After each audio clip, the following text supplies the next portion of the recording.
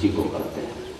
तो ऐसा स्थिति पार्थ प्राप्य नैनम उपपद्यते स्थित्वा अंत काले अपि च ब्रह्म निर्माणम विच्यते। ये 72वां श्लोक है कि अगर इस स्थिति को तुम प्राप्त कर लेते हो मरने समय भी, अंत काले मतलब मरने समय भी, तो तुम्हें ब्रह्म निर्माण की प्राप्ति होगी। और इस तरह से स्थित प्रज्ञ की हमने परिभाषा समझी, स्थित प्रज्ञ के गुण समझे, उसकी महिमा समझी, और उसके साथ साथ हमने इंद्रियों की भी महिमा समझी है। तो आप लोगों से मेरा यही निवेदन है कि आप लोग इंद्रिय से थोड़ा बच के रहना और इंद्रिय के भोग विलास वस्तु से भी बच के रहना, क्योंकि अगर ये रथ है तो रथ ही यहाँ बैठा है, ये बुद्धि सारथी है, ये मन घोड़े का लगाम है, और ये इंद्रिय जो हैं ये घोड़े हैं, और इंद्रिय भोग विलास की वस्तु जो है वो रास्ता है। तो जिस रास्ते पे आप लगाम के द्वारा घोड़े को लेके जाओगे उसी हिसाब से आपको दुख और सुख भोगना पड़ेगा, ये भागवत कहती है। तो इस बात के साथ हम स्पिरिचुअल जर्नी पे चलते हैं, क्योंकि फिर ये हमको देख रहे हैं, हम इनको देख रहे हैं, तो फिर इससे अच्छा है कि हम नीचे जाएं। तो हम अभी स्पिरिचुअल जर्नी करेंगे, और पहले हमने आत्मा के बारे में स्पिरिचुअल जर्नी किया, बाद में हमने आत्मा के गुण के बारे में स्पिरिचुअल जर्नी किया दूसरा दिन, तीसरा दिन और चौथा दिन हमने आत्मा और शरीर के बारे में स्पिरिचुअल जर्नी किया। आज हम आत्मा और परमात्मा के साथ जर्नी करेंगे। हम सभी उस परम धाम को चलेंगे, वहाँ उनका आशीर्वाद लेंगे, उनकी शक्ति लेंगे, उनका सभी गुण लेंगे और फिर वापस आएंगे। तो आप सभी रिलैक्स हो जाएं, शरीर को ढीला छोड़ दें, अपने अंदर देखें। हम सभी एक आत्मा, अजय अमर अविनाशी, इस शरीर को चलाने वाली चैतन्य सत्ता, मन बुद्धि और संस्कारों से ऊपर, इस संसार में रहते हुए असंसारिक, इस शरीर में रहते हुए अशरीरी। हम स्थित प्रज्ञ, दुख सुख हानि लाभ जय पराजय मेरा कुछ नहीं बिगाड़ सकती। मैं हर स्थिति में शांत हूँ, शक्तिशाली हूँ, मैं हर स्थिति में संभाव हूँ, कोई भी परिस्थिति मुझे डिस्टर्ब नहीं कर सकती है।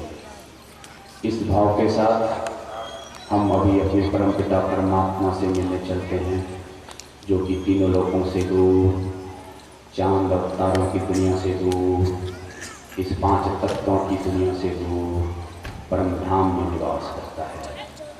हम अपने शरीर को यहाँ छोड़ दें और हम आत्मा इस तीनों लोकों से दूर, 5 तत्वों से दूर, उस परम पिता परमात्मा के पास पहुँच जाते हैं, जहाँ एक दिव्य प्रकाश है, और परमात्मा हम सभी को देख करके बहुत ही खुश हो जाते हैं। ओ मेरे बच्चे, ओ मेरे मीठे बच्चे, आ जाओ, बहुत दिनों से तुम्हें नहीं देखा हूँ, बहुत दिनों से तुमसे नहीं मिला हूँ, आ जाओ। बहुत प्रेम से बैठाते हैं हम सभी को और बोलते हैं अपनी सारी परेशानियाँ हमको दे दो, सारे दुख हमको दे दो, मैं सभी दुखों का, सभी परेशानियों का भोक्ता बन जाऊँगा, मैं तुम्हारा सब दुख ले लूँगा, और उसके बदले में मैं तुम्हें अपनी शक्ति देता हूँ। 8 शक्ति मैं तुम्हें देता हूँ, 7 गुण मैं तुम्हें देता हूँ, और तुम सतोगुणी बन जाओ, अष्ट शक्ति दात्री बन जाओ। और जब तुम नीचे जाओ तो अपने शरीर में रहते हुए भी इस भान में रहो कि तुम आत्मा हो, तुम 8 शक्ति के दात्री हो, तुम 7 गुणों से भरपूर आत्मा हो। और इस तरह से हम सभी आत्माएं उस शक्ति को धारण करते हुए, उस ज्ञान को धारण करते हुए, उस गुण को धारण करते हुए परमपिता परमात्मा को बहुत ही धन्यवाद ज्ञापन करते हुए फिर अपने वतन की ओर चलते हैं।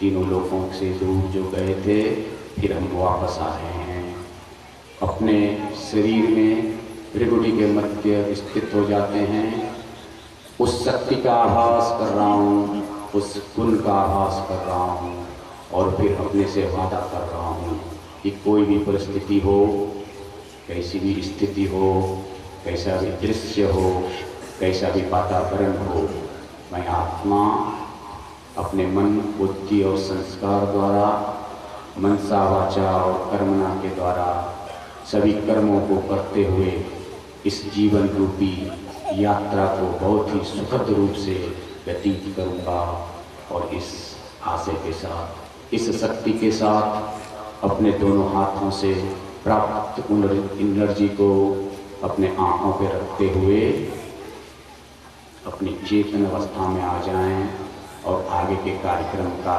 आनंद लें। ओम शांति, ओम शांति, ओम शांति। धन्यवाद।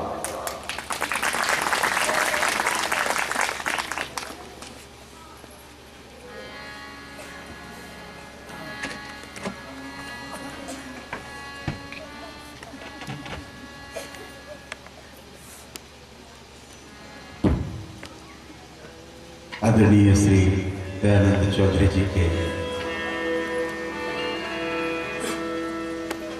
चिंतन के साथ हम सभी जुड़े थे।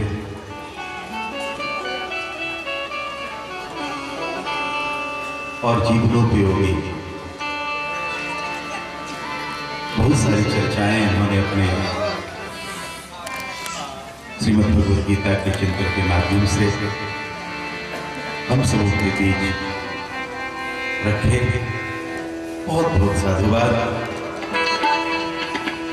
एक बार भाव और श्रद्धा के साथ मेरे ठाकुर के मंगलमय नाम का जय घोष करें। श्री अयोध्यानाथ भगवान की।